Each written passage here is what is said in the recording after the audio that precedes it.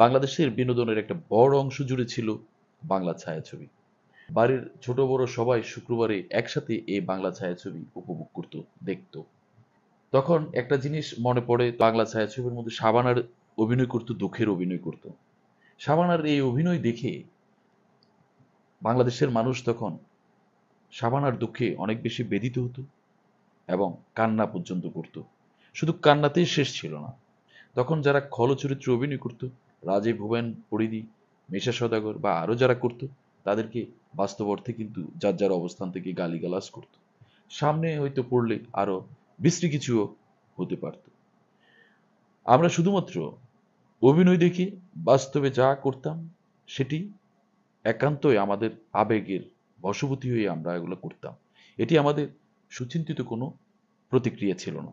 Just আবেগে ভেসে আমাদের প্রতিক্রিয়া প্রকাশ করতাম, যেটা অত্যন্ত বিশ্রী ছিল।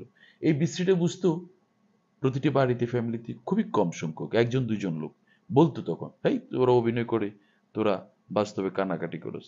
ওদের কাছে ব্যাপারটা বিরক্তিকরও যেমন ছিল, হাস্যকরও ছিল। কিন্তু ম্যাক্সিমাম মানুষ বুঝতো না এটি অভিনয়। ঠিক এখনো বাংলাদেশের সোশ্যাল মিডিয়ার কারণে দেখছি, সোশ্যাল মিডিয়াতে আমরা যে মতামত রাখছি, আমরা যে ভাইরাল করছি, যে আবেগ প্রকাশ করছি, একদমই অচিন্তিত এবং আবেগে করে ফেলছি। আমরা কোনটা গুজব বা কোনটা উস্কানি বা কি হচ্ছে, আমরা কোনোটাই কিন্তু না বুঝে করছি।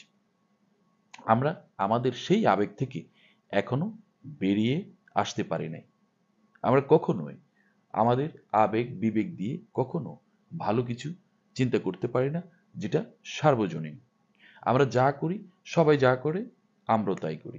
একমাত্র নিজের ব্যাপার হলো সেই জিনিসটা, আমরা সেটা ধর্ম হোক বা অন্য কিছু হোক বা সামাজিক হোক, পরিবার হোক, আত্মীয় স্বজন হোক, আমরা সাথে সাথে সেটা থেকে আমাদের নিয়ম পরিবর্তন, তখন আমাদের আবেগ বিবেক, তখন আমাদের আবেগ কাজ করে না, বিবেক কাজ করে আমার লাগবে।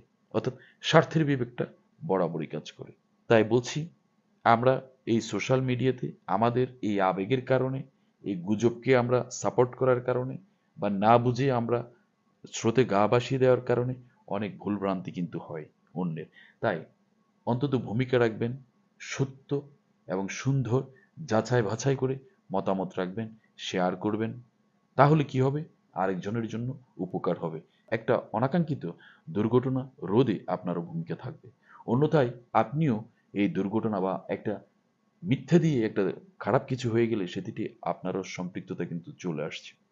আপনার স্বাধীনভাবে আপনার মতামত দেওয়ার অধিকার আছে। সেই অধিকারটুকু আপনি শুধুমাত্র বিবেক খরচ করে আপনি সেটি প্রয়োগ করবেন। তাতে সুন্দর কিছু হতে পারে, আপনার ভূমিকা সুন্দর কিছু ডেকে আনতে পারে। সুতরাং অপ্রয়োজনীয় আবেগ না দেখিয়ে প্রয়োজনীয় বিবেক খাটিয়ে আমাদের কর্ম পরিচালনা করা উচিত।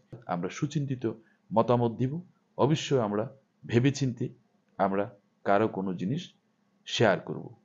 আমরা আবেগে গা ভাসাবো না, আমরা বিবেকে কথা বলবো। ধন্যবাদ।